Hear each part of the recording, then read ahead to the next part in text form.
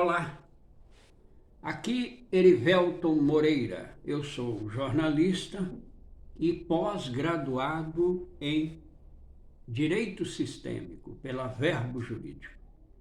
Eu sou do Instituto Moreira Host e trabalho com constelações familiares, empresariais e enneagrama simplificado. Bom, sabemos pelas redes sociais do grande sucesso da minissérie Uma Nova Mulher. Uma série que se passa na Turquia e que está sendo exibida pela Netflix, a plataforma Netflix.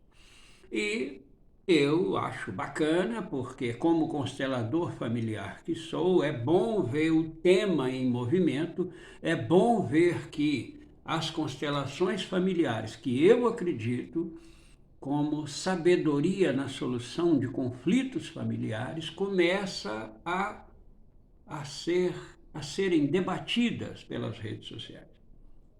E aí me chamou a atenção algumas observações até de consteladores sobre a personagem principal dessa série, Ada.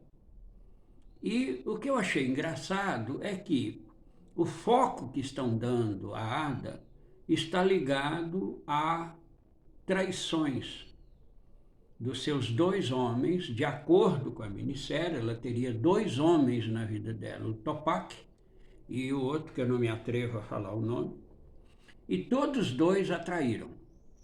Quando ela namorava com um, ela chega em casa, o cara está com a mulher no quarto. E quando ela está com outro, já casada, ele atrai uma noite com outra mulher, e até engravida essa mulher. Bom, o pessoal pegou isso como foco principal.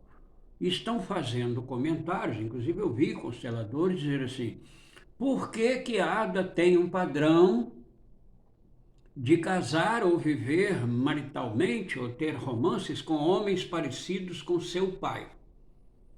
Aí eu fiquei surpreso, falei, não, aí eu tenho que fazer algum comentário, porque na minissérie, até o 6º capítulo, se você acompanhar, não tem nada relevante do pai de Ada sobre a vida dela.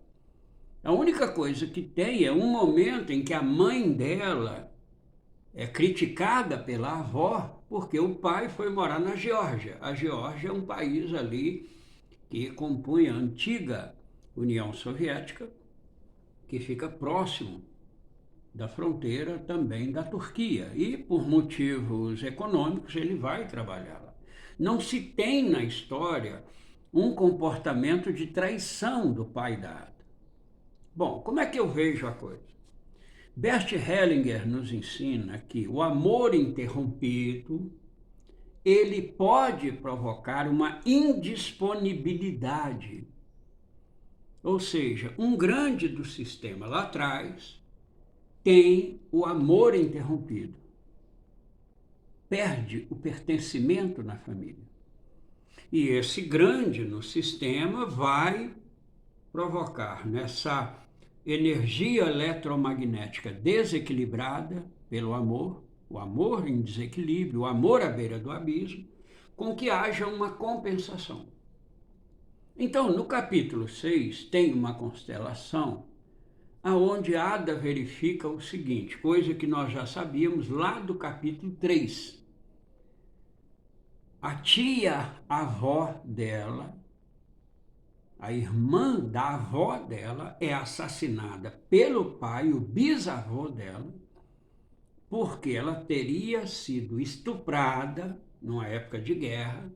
Ela foi estuprada, e isso era uma vergonha para o líder de um sistema familiar. Aqui nos cabe as observações de Bert Hellinger sobre as concepções moralistas, sejam elas cristãs ou muçulmanas, ou de qualquer religião. Então, primeiro, ela é vítima de um estupro, aparentemente coletivo. Soldados invadem a casa dela e estupram. O pai entende que deveria matá-la para não continuar a vergonha na família. E acontece que a irmã dela, pequenininha, assiste o assassinato. e tem que conviver sistemicamente, pela força do pai, ele é grande, ele é maior, com uma mentira. Quer dizer, o pai mata a filha e ainda noticia que ela teria sido morta pelos adversários durante a guerra, ali por volta de 1914, durante a Primeira Grande Guerra Mundial. Então, isso traz, primeiro, o amor interrompido dessa filha, e tem um detalhe muito interessante que vai afetar a família, a vida das mulheres nesse sistema familiar. Tá certo? É quando a filha assassinada diz para o pai: cadê minha mãe? Por que minha mãe não está aqui? Por que eu estou sozinho com o senhor? Porque o pai planejou o assassinato dela, mas ele não contava com a outra filha assistindo. Então, essa irmã se conecta à irmã que foi assassinada e as duas ficam esperando a mãe. Essa irmã tem uma filha, que é a mãe de Ada, e continua esperando a mãe. Então você vai ver lá na frente que, no 6º capítulo, a mãe, a avó de Ada, dá um tapa na cara da mãe dela e diz: eu criei você para ficar aqui comigo e você agora vai casar e vai cuidar do filho de outra mãe? Olha só que interessante essa fala. Eu criei você para mim, para você cuidar de mim. E você agora quer casar e cuidar do filho de outra mãe. Bom, a mãe de Ada não consegue ficar com o marido, porque continua ligado ao amor interrompido da tia-avó e da mãe. É a mãe de Ada que abandona o marido doente. Lembra no 6º capítulo? E Ada não consegue estar disponível para os relacionamentos. Então, na materialização, no nosso teatro social de convivência, é preciso ter uma desculpa. E qual é a desculpa que a vida dá para Ada em relação aos matrimônios? São as traições. Então, na verdade, para mim, as traições estão ligadas muito mais à conexão dos homens do que propriamente da Ada. A Ada, na verdade, ela fica fixada na mãe. Veja bem, uma criança vai se fixar no quê? Naquilo que tem ou que não tem. Vou dar um exemplo para você. Você coloca 20 crianças num ambiente, numa sala de escola, por exemplo, e dá um brinquedo diferente para cada um. Eu dou 20 minutos a meia hora, já tem briga. A criança brincou com o brinquedo dela, já está satisfeita, larga e vai tomar o brinquedo da outra. A gente já viu isso em diversas cenas de festas, quando juntam um grupo de crianças, amiguinhas, briga pelo brinquedo do outro. Por quê? Nós, enquanto criança, nos fixamos naquilo que não temos. Então, Ada tinha o amor do pai. Você não lembra da cena do 6º capítulo?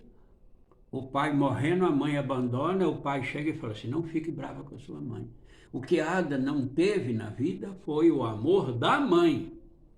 Então a fixação de Ada é com a mãe, não é com o pai, como muita gente está comentando na internet. O amor interrompido daquela tia-avó que provoca um efeito cascata em todas as mulheres, pelo menos as mulheres retratadas na minissérie, provoca o efeito cascata na irmã, depois na filha dessa irmã e na neta dessa irmã.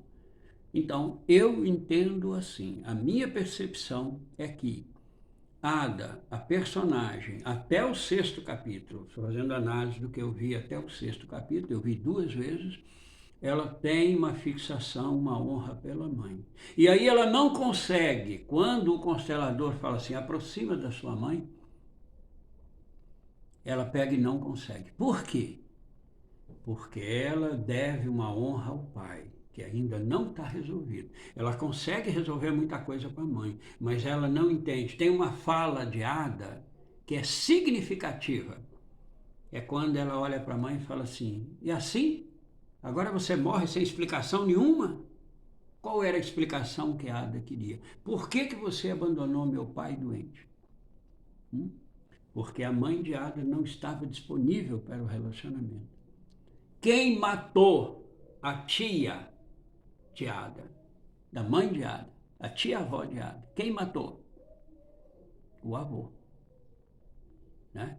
O avô, o bisavô de Ada, o avô da mãe de Ada, mata a filha. Então, a avó de Ada, a mãe de Ada e a própria Ada não estão disponíveis para os homens. Então, a única maneira de Ada resolver isso é ela solucionar o conflito entre a mãe e o pai. E por isso que ela não consegue se aproximar da mãe. Porque ela pergunta, você vai morrer e não vai me dar uma explicação? Qual a explicação que a Ada quer? Por que você abandonou meu pai? Aí vamos ver, dizem que haverá uma continuidade se o constelador coloca isso dentro de uma constelação. Porque o grande problema agora de Ada é resolver isso.